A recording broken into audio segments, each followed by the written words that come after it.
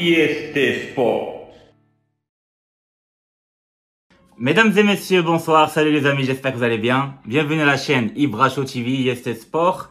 Dans cette vidéo, ce sera tout simplement mon classement. Donc je parle du mien, bien sûr, du Ballon d'Or, qu'on saura bientôt. Donc ce lundi soir, il y aura la cérémonie du Ballon d'Or. Et vous allez me laisser bien sûr dans vos commentaires qu'est-ce que vous préférez, qui sera le Ballon d'Or bien sûr, votre top 3, top 5 ou carrément top 10. Top 10 tout simplement, que je vais essayer de faire moi-même dans ce Ballon d'Or. Alors mes critères tout simplement, vu que c'est une année de la Coupe du Monde, donc je prends en compte bien sûr la Coupe du Monde en premier lieu, et en plus ce qu'ils ont fait les joueurs pendant l'année, ça veut dire est-ce qu'ils ont gagné la Ligue des Champions, est-ce qu'ils ont marqué beaucoup de buts, est-ce qu'ils sont bons dans le jeu tout simplement, est-ce qu'ils ont une bonne vision de jeu, est-ce qu'ils n'ont pas beaucoup de déchets bien sûr. Normalement, ceux qui sont nommés dans les 30 ballons d'or, ils sont tous des très bons joueurs. Et voilà, moi j'ai peut-être juste une question par rapport à un joueur qui était là en Coupe du Monde, Di Maria. Je ne sais pas s'il a été nommé dans les 30 ballons d'or ou pas. Mais en tout cas, pour moi, il était l'un des meilleurs joueurs en Coupe du Monde avec Messi. Il a aidé Messi un petit peu de temps en temps, surtout en finale de Coupe du Monde. Et donc, je trouve dommage qu'il n'est pas dans le top 30 peut-être. Mais c'est la question que je pose. Donc voilà, donc moi mes critères c'est tout simplement, c'est la Coupe du Monde, c'est une année de Coupe du Monde. Après c'est pour ça ils ont dit saison de 22-23, ils ont pas dit l'année civile 2023. Donc j'espère que vous allez avoir quelques, on va dire, mêmes joueurs que moi dans le classement. Et pourquoi pas, si vous m'opposez ou si vous avez des choses qui sont différentes de moi, bah laissez-les moi en commentaire et on va en parler. On va commencer par la 10e place. Alors pour moi c'est en fait je vais mettre un gardien en 10e place, et normalement pour moi c'est un gardien tout simplement qui a laissé sa marque en Coupe du Monde, parce que c'est grâce à lui l'Argentine a gagné la Coupe du Monde, et c'est Martinez. Par sympathie à Bono, pour moi Bono qui a fait des grandes choses cette année-là, sachant qu'il a gagné la Ligue Europa avec FC Séville, et c'est grâce à lui d'ailleurs les pénaltys qu'ils ont gagné. Bono qui a réussi à arriver avec le Maroc jusqu'en demi-finale de la Coupe du Monde. Il a arrêté 3 pénaltys pratiquement contre l'Espagne, et franchement il a fait des jolis arrêts contre le Portugal aussi. Donc j'avais envie de mettre Bono aussi à la 10e place. Donc pour moi je suis franchement très partagé entre les deux gardiens, Bono ou Martinez. Je voulais mettre juste seulement un seul gardien dans le top 10, je voulais pas mettre 2 gardiens. Donc on peut mettre 10e Bono, 11e Martinez, ou l'inverse. Ça veut dire Bono 11e et Martinez 10e. Donc ça commence comme ça, mon top 10. C'est très difficile franchement pour trouver un classement du Ballon d'Or, parce qu'il y a plein de joueurs qui ont été présents en Coupe du Monde, mais pendant la saison, ils n'étaient pas très forts non plus. Et il y a des joueurs qui étaient très forts pendant la saison, que ce soit en Liga, en Italie, en Ligue des Champions et tout ça. Surtout les joueurs de Manchester City qui ont gagné la Ligue des Champions. Mais en Coupe du Monde, ils n'étaient pas là. Par exemple, Haaland, il n'a pas joué de Coupe du Monde carrément. Donc c'est ça qui est bizarre un peu. Voilà, donc on va faire notre classement. Donc le 10e, donc on a dit Bono, Martinez. Allez, en tant que Marocain, je dis Bono. Et 11e, c'est Martinez. 9e, c'est notre attaquant africain, le Nigérian Osimhen. Pour moi, il mérite d'être dans le top 10, parce que grâce à lui, le Napoli réussit à regagner la Serie A italienne tout simplement. Et donc c'est énorme avec ses 25 ou 26 buts pendant cette série-là, la Serie A. Et en plus, une quart de finale de Ligue des Champions, ce qui est pas mal franchement. Et donc je pense qu'il mérite quand même d'être dans le top 10. C'est un très bon attaquant. 8e, dans le classement, j'ai mis De Bruyne. De Bruyne, il a gagné tout avec Manchester City. Il était présent dans la construction et dans le jeu, tout simplement. Manchester City, c'est un élément fort de Manchester City. Malheureusement, en Coupe du Monde, il était mauvais. Avec la Belgique, il a rien fait. Il est sorti du premier tour. C'est pour ça, il n'est pas classé parmi le top 5, tout simplement. Et je l'ai mis en bas du top 10. Et peut-être il sera même pas dans le top 10 du Ballon d'Or. Mais moi, après tout, c'est un bon joueur. Les joueurs que je mets dans le top 10, c'est pas forcément les joueurs dont je suis fan moi-même. Hein. Par exemple, De Bruyne, je sais qu'il est fort, mais est-ce que moi je suis fan? Un petit peu. Pas trop. Voilà. Dans 7e position, pour moi, c'est Vinicius Junior. Oui, Vinicius Junior, il s'est arrêté en quart de finale de la Coupe du Monde avec le Brésil. Et avec le Real Madrid, il était tout simplement très très fort. C'était le joueur clé du Real Madrid après le départ de Benzema. C'est pour ça, pour moi, il mérite le Ballon d'Or. Et d'ailleurs, il a dépassé il était décisif. Je pense que 12 buts et plus que 12 passes décisives, pareil pratiquement. Il a fait une grande saison avec le Real Madrid. Il a gagné la Coupe du Roi, la Coupe du Monde des clubs et aussi, je pense, la Super Coupe d'Espagne. Donc pour moi, c'était un très très bon joueur cette année-là, Vinicius Junior. Il a fait une belle saison. En sixième position, pour moi, c'est Bernardo Silva. Bernardo Silva, c'est le Portugais, pour moi, qui arrive en quart de finale de la Coupe du Monde et qui fait tout avec Manchester City. Et d'ailleurs, c'est un joueur clé comme De Bruyne pour moi pour les victoires de Manchester City, tout simplement de la Ligue des Champions, de l'UEFA Club, UEFA Cup, de la PL, de tout. Ils ont tout gagné, les 4 coupes avec le championnat. Donc franchement, il était fort. Pour moi, il y a 5 joueurs de la Ligue des Champions de Manchester City dans ce top 10, ce qui est tout à fait normal, et 5 autres joueurs qui n'ont rien à voir avec qui sont vraiment forts, que ce soit comme Osimhen et Vinicius ou d'autres joueurs qui ont été là en Coupe du Monde.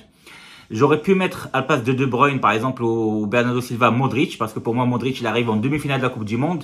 J'ai pensé à ça, mais j'ai trop hésité, et donc j'ai trop hésité avec entre Modric et, par exemple, De Bruyne ou Bernardo Silva, etc. Finalement, j'ai mis en sixième position Bernardo Silva.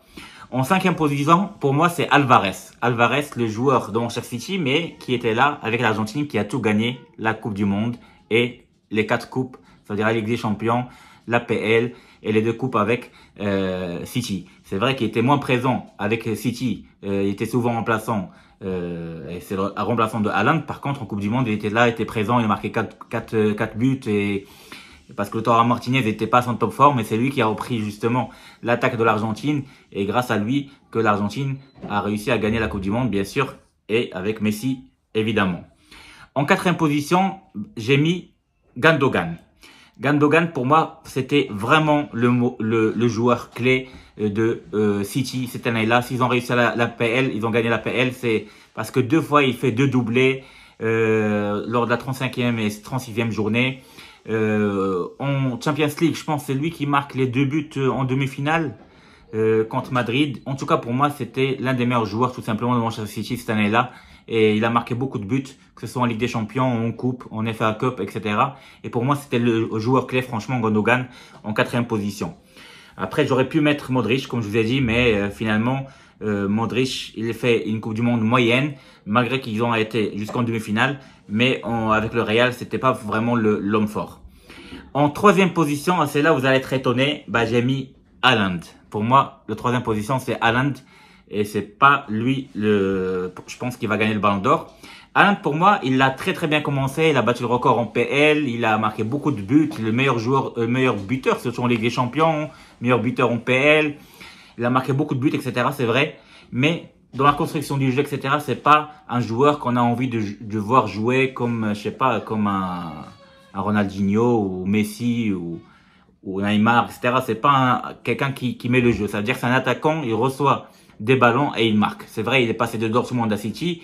On voulait voir est-ce qu'avec City, il sera en top forme et est-ce qu'il va vraiment démontrer qu'il est fort avec Pep Guardiola.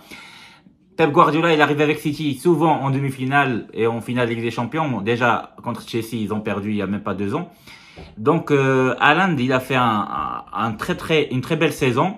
Mais pour moi, il mérite pas le Ballon d'Or tout simplement parce que il était pas là en Coupe du Monde. Et alors, c'est une année de Coupe du Monde. Je peux pas le mettre dans gagner tout simplement. Pour moi, c'est pas possible. Et en plus, en demi-finale et en finale de la coupe, je pense, et de la Ligue des Champions, il a pas marqué.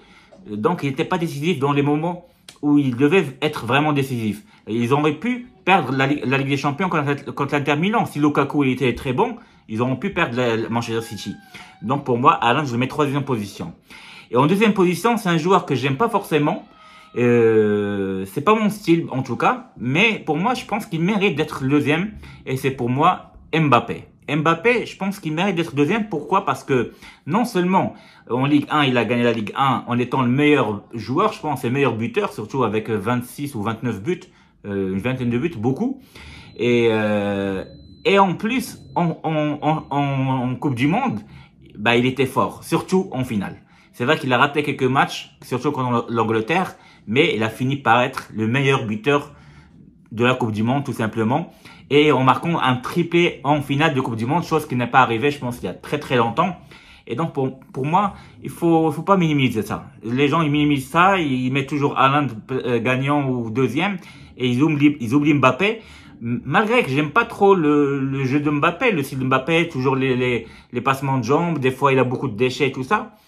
Mais si on voit la manière comment il a ramené la France en finale de la Coupe du Monde, en marquant pas mal de buts, et surtout 3 buts en finale, bah franchement, la France elle a failli gagner la Coupe du Monde juste grâce à Mbappé. Et c'est énorme. Donc pour moi, Mbappé c'est deuxième. Et le premier, pour moi, le Ballon d'Or, tout simplement, ce sera Lionel Messi, encore une fois, qui va gagner son 8e Ballon d'Or. C'est sûr et certain.